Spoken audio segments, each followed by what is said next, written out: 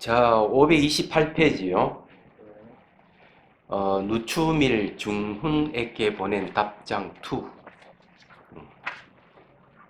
네, 읽어보겠습니다. 일상의 공부에 대해서는 지난 편지에 이미 잔소리를 적지 않게 하였습니다.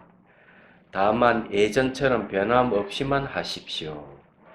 경계가 닥쳐오거든 그와 더불어 잘 대처하면 자연히 경계와 내가 이려할 것입니다. 자, 고득이 말씀하셨습니다. 이건 청량국사 얘기네요.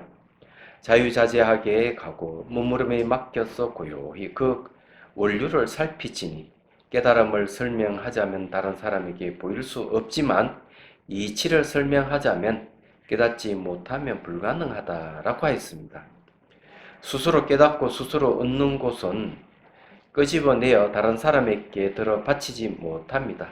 오직 친히 깨닫고 친히 얻는 사람이라야 간략하게나마 눈앞에 조금 드러낼 수 있어서 양쪽이 묵묵히 서로 개합할 수 있을 것입니다. 자, 여기에서 이제 이야기하는 게 중요한 거는 깨달음은 남에게 보여줄 수 없다. 이렇게 이제 이 얘기를 하고 있거든요. 네. 그런데 이제 이 청량국사의 이 글 내용을 인용했는데요. 자유자재하게 가고 머무름에 맡겼어. 예.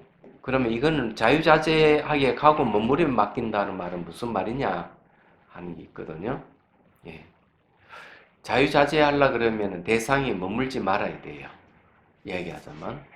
대상이 머물고 있으면 자유자재 못하죠.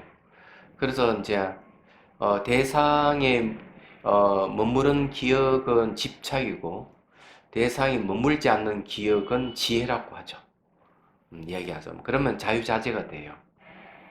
그 다음에 이제 자유자재하게 가고 맡긴다는 말은 대상이 집착이 없이 가고 오고 머무르고 자유자재한다는 얘기를 이제 이렇게 얘기를 하고 있습니다. 그럼 그 뒷구절이 이제 중요한 부분이에요. 고요히 그 원류를 살필지니 이렇게 했습니다. 원류를 살피라 거죠. 원류를 살피라 하는 말은 그 본질적인 것을 얘기를 하는데 예를 들어서 얘기하자면 그런 거죠. 여기 고요하다는 말을 썼거든요. 대상이 일단 반응하지 말아야 되는 게 그 첫 번째 조건이고요. 네. 두 번째 조건은 자기가 하고 있는 걸 자기가 다 알아야 돼요. 걸어가면 걸어가는 줄 알고, 앉으면 앉은 줄 알고, 서면 서는 줄 알고, 내가 무슨 생각을 하고, 내가 무슨 감정이 올라오고, 이런 거 다 스스로 알아야 됩니다. 알고 행할 수 있어야만이 이게 원료를 살필 수 있는 힘이 있는 거죠. 그럼 그 원류라 하는 게 뭐냐 이러면은 말과 생각을 떠난 자리잖아요. 말과 생각을 떠난 자리이기 때문에 자치가 없는 자리, 자성이 없는 자리, 다른 말 공성, 불성 이런 말을 쓸 수도 있겠습니다. 중도 이런 말을 써도 상관이 없어요. 그걸 살핀다는 얘기예요. 그러면 그 원류가 다른 말로 하면 화두가 되겠습니다. 화두가 말과 생각 이전이기 때문에 원류를 살핀다는 말은 그런 거거든요. 그럼 비유를 들자면 어떤 걸 얘기하면 이렇게 비유할 수 있어요. 불을 피우면 연기가 나잖아요. 그러면 연기를 따라가지고 불 속으로 들어가면은 불 속에는 연기가 없어요. 그 마찬가지로 대상에 반응할 때 반응하는 순간순간 그 자체 없음을 보니 상당히 중요한 거죠. 예. 연기 적각 생각이 일어나면은 생각이 일어나는 즉시 알아차리는 뭘 알아차리는 자체 없음을 알아차리면 돼요. 그럼 자체 없는 자리가 뭐냐 이러면 그 원류의 자리예요. 그 자리는 일어나고 사라짐이 없는 자리, 늘 같은 자리예요. 얘기하자면 그럼 엉클을 조사 엉클을 붙들고 있을 때도 똑같은 현상이 생겨요. 걔는 불성이 있습니까 없습니까 이럴 때 없다 이랬어요. 그럼 없다고 얘기한 말은 뭔가 막 있다는 생각을 없애주기 위해서, 있다는 견해를 없애주기 위해서 없다 이랬죠. 그럼 없다는 엉클을 계속 붙들고 있으면은 바로 원류에 들어갈 수 있어요. 원류. 그 원류의 자리는 말과 생각을 떠나 있는 자리예요. 그래서 이제 이게 무자를 계속 붙들고 있으면은 결국 있다 없다 하는 견해를 다 버려야 되거든. 그래서 견해를 버리기 때문에 그 자리가 생로병사 생멸을 하는 생멸이 없는 자리다. 생사가 없는 자리예요. 자, 똑같은 거예요. 자취가 없는 자리에 머무는 거나 엉클 붙들고 예, 생사가 없는 자리에 계속 이렇게 초점을 맞추고 있는 거나 사실 원리는 똑같습니다. 자, 그 다음 구절에 스스로 깨닫고 예, 그 다음에 이제 보면요. 자, 이런 것은 깨달음을 설명을 하자면 다른 사람에게 보일 수 없다. 자기만 알아요. 이치를 설명하자면 깨닫지 못하면 불가능하다. 내가 아는 것이지. 그래서 달라이 라마 스님도 뭐라고 하는가 막 아주 재밌는 얘기를 하고 있는데, 공성은 분석해서 알 수가 없대, 공성은. 공성이라 하는 것은 내가 경험적으로 내가 체득되는 것이지, 분석해서 알 수 있는 게 아니다. 이렇게. 그럼 왜 공성을 분석할까? 공성을 분석해야만이 이제 공성에 대한 생각을 떨쳐버릴 수가 있어요. 그래야만 이제 체험이 가능하니까 그런 과정을 거치는 거죠. 책이 없어요.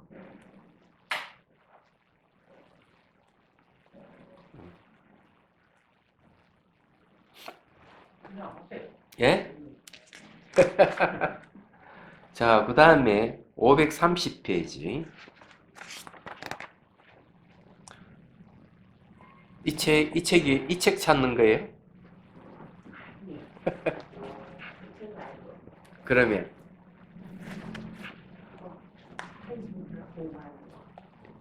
이거요? 창영상 인물.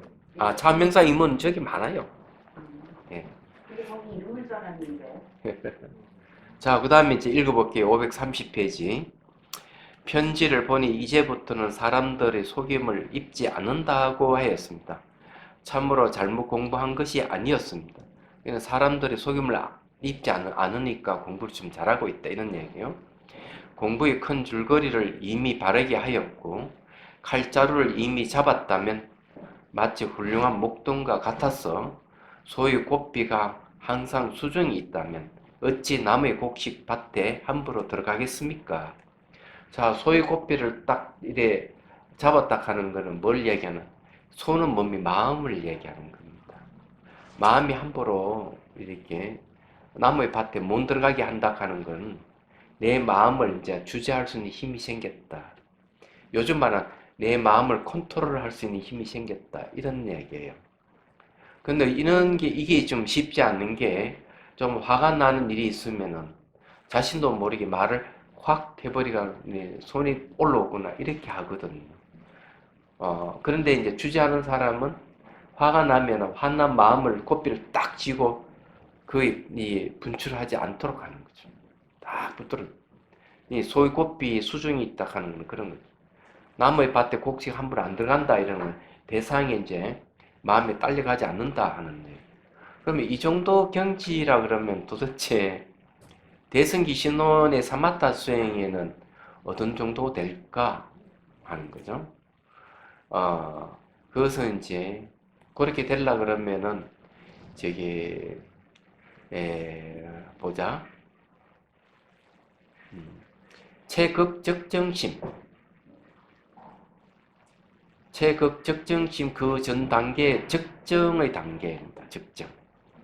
적정의 단계에서 이제 딱 붙들어서 있거든. 그 전 단계부터 아마 그럴 거예요. 이제 그런 단계에 이제 왔다는 거죠. 네, 보면은 예, 고삐를 딱 잡는다 아마 그런 거죠. 문득 고삐를 놓아버리고 코의 구멍 얼매인 곳이 없어지고 나면 자, 이 콧구멍 이게 없어진다 이거죠. 고삐를 놓아버린다 하는 거는 이제 더 이상 이걸 그냥 내버려 둬도 마음을 내버려 둬도 지 마음대로 안 간다 이런 거거든요. 그럼 이런 정도면 도대체 그럼 어떤 정도 그 대승기 신론에서 하는 얘기하면 어떤 정도 경지 가 있느냐 이러면 아주 이제 한 대상의 마음을 딱 집중돼서 익숙해져 가고 있는 단계예요. 그러면 전주일치랄 정도죠. 그 전주일치는 성가에서 말하면 어떤 정도 경지냐 타성일편이에요. 몸과 마음과 하도 한 덩어리가 되는 거죠. 한 덩어리가 바깥으로 안 가는 겁니다. 이야기하자면. 그럴 때쯤 됐기 때문에 그 정도 되면은 이제 뭐 가도 가는 줄 모르고 앉아도 앉는 줄 모르고 음식 먹는 줄 모르는 상태예요. 이야기하자면은 그런 상태가 되면 그 다음엔 또 이제 그 익숙해지면은 뭐가 있는가 하면은 이제 등지락하는 경지 이르게 됩니다. 등지 얘기하자면 자 그러면 이제 여기 이 구멍 얽어맬 곳이 없어지고 나면 근데 콧구멍이 없어졌다는 거는 자유로워졌다는 거다. 자유로워졌다. 그럼 뭐 어느 정도의 경지 가면 이게 자유로워지느냐 하는 게 또 있는 거거든요. 콧구멍이 없었기 때문에 이거는 일여 상태에 와 있는 거예요. 마음이 바뀌지 않는 상태. 눈을 뜨나 감거나 보는 마음이 바뀌지 않는 경지에 가 있다. 얘기하자면 이제 이런 상태에 이제 와 있다고 보면 틀림없어요. 이게 이제 콧구멍이 없어버렸기 때문에 그건 자유롭다는 거죠. 예, 이제 매이지 않는다. 얘기하자면 그러면은 이 콧구멍이 지금 없는 상태였더만 급한 일이 있어서 막 뜀박질 하더라도 보는 마음이 안 바뀌는 것. 막 슬픔이다가 막 이렇게 눈물이 나오고 끄이끄이 울고 있는데도 보는 마음이 안 바뀌는 상태예요. 그 마음은 전혀 바깥에 그 영향을 안 입는 거죠. 그 자기는 기쁘고 슬픈 희노애락이 있는데 보는 마음은 여여하게 그대로 있으면은 이거는 이제 동정일의 경지가 있다. 이래 봐야 되는 거예요. 얘기하자면은. 그래서 그 다음 말 보면은 평탄한 밭의 얇은 풀에 마음대로 돌아다니게 놔둘 것입니다. 놔둬도 괜찮다 이게요. 자명노인은 사방으로 놓아버려 울타리를 치지 말고 팔면을 구속 없이 마음대로 놀게 하라. 거두고자 하면 다만 고삐를 다스는 데 있다고 하였습니다. 그러니 일의 경지에 들어가기 때문에 이제 동정이려라든지 또 몽중이려라든지 이런 경지는 가 있을지 모르지만 아직까지는 숙면이려 다른 일이 뭐 오매이려는 아니다. 이래 보는 게 맞습니다. 왜? 여기에 고삐를 이제 다스리는 데 있다 그랬어요. 아직 거두고자 한다면 고삐 다스리는 데 있다 그러면 아직 완전하게 대자유를 얻은 상태는 아니다. 능히 이와 같이 못한다면 마땅히 고삐를 굳게 잡아 끌어서 또는 순하게 쓰다듬어 잘 다스리게 해야 할 것입니다. 마음을 갖다 잘 다스려야 됩니다. 그죠? 공부가 순수하면 자연히 마음 서서 제 방을 찾지 않아도 될 것입니다. 그랬어요. 여기 이제 강설 부분을 한번 읽어보겠습니다. 불피인마이나 불수인옥을 성가에서는 가장 중요하게 생각한다. 예로부터 선지식들은 반드시 이 점을 당부하였다. 제자가 사람을 속임을 입지 않는다고 하였으니 대선사는 공부를 잘 하였다고 찬탄하지 않을 수 없다. 마치 목동이 소의 꽃비를 단단히 잡고 더는 나무의 곡식밭에 들어가지 못하게 하는 것과 같은 격이 될 것이다. 된 것이다. 그러다 어느 날 문득 꽃비를 놓아버려도 길이 잘 든 소는 나무의 밭에 들어가지 않게 됩니다. 익숙해졌다는, 익숙한 거는 이제, 아까 얘기했지만은 타성일편. 타성일편의 경지에 가 있다. 이래 보면 돼요. 예. 그러다가 어느 날 문득 고삐를 놓아버려 길이 잘 든 소는 남의 밭에 들어가지 않게 된다. 수행자의 마음 관리는 마치 소를 먹이는 것 같아서 모구도인이 시무도인이 하는 글과 그림으로도 많이 표현하고 있다. 요거는 이제 여기까지만 딱 하겠습니다. 좀 이해가 되죠? 무슨 말인지. 예. 이제